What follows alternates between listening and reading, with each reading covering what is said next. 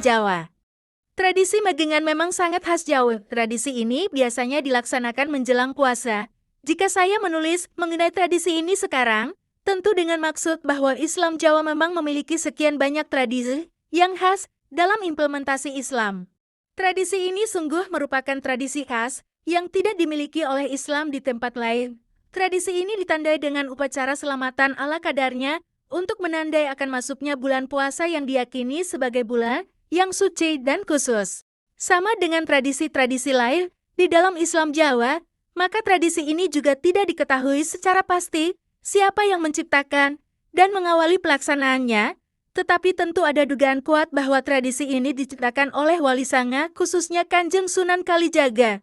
Memang hal ini baru sebatas dugaan. Namun mengingat bahwa kreasi-kreasi tentang Islam Jawa, terutama yang menyangkut tradisi-tradisi baru akulturatif yang bervariatif tersebut, kebanyakan datang dari pemikiran Kanjeng Sunan Kalijaga, maka kiranya dugaan ini pun bisa dipertanggungjawabkan. Magengan secara logawi berarti menahan, misalnya dalam ungkapan megang nafas, artinya menahan nafas, megang hawa nafsu artinya menahan hawa nafsu, dan sebagainya. Di dalam konteks puasa, maka yang dimaksud adalah menahan hawa nafsu selama bulan puasa. Secara simbolik, bahwa upacara magengan berarti menjadi penanda bahwa manusia akan memasuki bulan puasa, sehingga harus menahan hawa nafsu, baik yang terkait dengan makan, minum, hubungan seksual dan nafsu lainnya. Dengan demikian, mageng berarti suatu penanda bagi orang Islam. Manusia akan memasuki bulan puasa, sehingga harus menahan hawa nafsu, baik yang terkait dengan makan, minum, hubungan seksual dan nafsu lainnya. Dengan demikian, mageng berarti suatu penanda bagi orang Islam untuk melakukan persiapan secara khusus dalam menghadapi bulan yang sangat disucikan di dalam Islam. Para wali sanga memang mengajarkan Islam kepada masyarakat dengan berbagai simbol-simbol, dan untuk itu maka dibuatlah tradisi untuk menandainya yang kebanyakan adalah menggunakan medium slametan, meskipun namanya sangat bervariasi. Nafas Islam memang sangat kentara di dalam tradisi ini, dan sebagaimana diketahui bahwa Islam memang sangat menganjurkan agar seseorang bisa menahan hawa nafsu, manusia harus menahan nafsu amarah, nafsu yang digerakkan oleh rasa marah, egois, tinggi hati, merasa benar sendiri, dan menang sendiri. Nafsu amarah adalah nafsu keakuan atau egoisme yang paling sering meninabobokan manusia. Setiap orang memiliki sikap egoistik sebagai bagian dari keinginan untuk mempertahankan diri. Namun jika nafsu ini terus berkembang tanpa dikendalikan, maka justru akan menyesatkan karena seseorang akan jatuh kepada sikap sopo siro sopo ingsun atau sikap yang menganggap dirinya paling hebat, sedangkan yang lain tidak sama sekali. Nafsu amarah merupakan simbolisasi dari sifat egoisme manusia dalam berhadapan dengan manusia atau ciptaan Tuhan lainnya.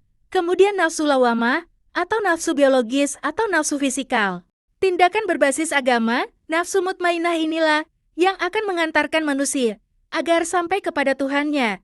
Sebagaimana dinyatakan di dalam Al-Quran, Irji ila rabbiki radliyatan mardiyah, fadkhuli fi ibadi fadkhuli jannati, yang artinya kurang lebih adalah kembalilah kepada Tuhan dengan ridha dan diridlai, masuklah ke dalam hambaku dan masuklah ke dalam surgaku.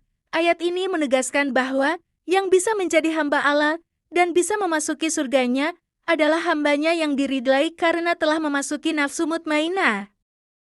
Demikian, Islam mengajarkan bahwa melalui kemampuan untuk menahan nafsu amarah dan lawamah, dan berikutnya mengembangkan nafsu mutmainah, maka manusia akan selamat di dalam kehidupannya. Binatang yang hanya mementingkan nafsu biologisnya saja atau pemenuhan kebutuhan fisiknya saja, nafsu ini memang penting, sebab tanpa nafsu ini maka manusia tidak akan mungkin untuk mengembangkan diri dan keluarganya. Manusia butuh makan, minum, berharta, dan sebagainya. Namun, jika hanya ini yang dikejar maka manusia akan jatuh ke dalam pemenuhan kebutuhan fisiknya saja tanpa mengindahkan kebutuhan lainnya yang juga penting. Maka, yang menjadi penyeimbang di antara kebutuhan egoistik dan biologis tersebut adalah nafsu mutmainnah, yaitu nafsu keberagamaan atau etis yang mendasarkan semua. Memang para wali sanga mengajarkan Islam melalui simbol-simbol budaya. Hanya sayangnya bahwa yang ditangkap oleh masyarakat Islam hanyalah simbolnya belaka, padahal jika yang ditangkap itu tidak hanya. Memang para wali sanga mengajarkan Islam melalui simbol-simbol budaya. Hanya sayangnya bahwa yang ditangkap oleh masyarakat Islam hanyalah simbolnya belaka, padahal jika yang ditangkap itu tidak hanya simbolnya, tetapi juga substansinya, maka sesungguhnya ada pesan moral yang sangat mendasar. Misalnya tradisi megengan dan kolokan tersebut, secara substansial merupakan simbolisasi bahwa puasa adalah hari di mana seseorang harus menahan nafsu dan terus dicolok agar memang penting, sebab tanpa nafsu ini maka manusia tidak akan mungkin untuk mengembangkan diri dan keluarganya. Manusia butuh makan, minum, berharta, dan sebagainya. Namun, jika hanya ini yang dikejar maka manusia akan jatuh ke dalam pemenuhan kebutuhan fisiknya saja tanpa mengindahkan kebutuhan lainnya yang juga penting. Maka, yang menjadi penyeimbang di antara kebutuhan egoistik dan biologis tersebut adalah nafsu mutmainnah, yaitu nafsu keberagamaan atau etis yang mendasarkan semua tindakan berbasis agama. Nafsu mutmainnah inilah yang akan mengantarkan manusia agar sampai kepada Tuhannya. Sebagaimana dinyatakan di dalam Al-Quran, Irji ila rabbiki radliyatan mardliyah. Fakuli fi ibadi fakuli jannati, yang artinya kurang lebih adalah kembalilah. Jannati yang artinya kurang lebih adalah kembalilah kepada Tuhan dengan ridha dan diridlai, masuklah ke dalam hambaku dan masuklah ke dalam surgaku. Ayat ini menegaskan bahwa yang bisa menjadi hamba Allah dan bisa memasuki surganya adalah hambanya yang diridlai karena telah memasuki nafsu mutmainnah. Demikian, Islam mengajarkan bahwa melalui kemampuan untuk menahan nafsu amarah dan lawamah dan berikutnya mengembangkan nafsu mutmainnah, maka manusia akan selamat di dalam kehidupannya.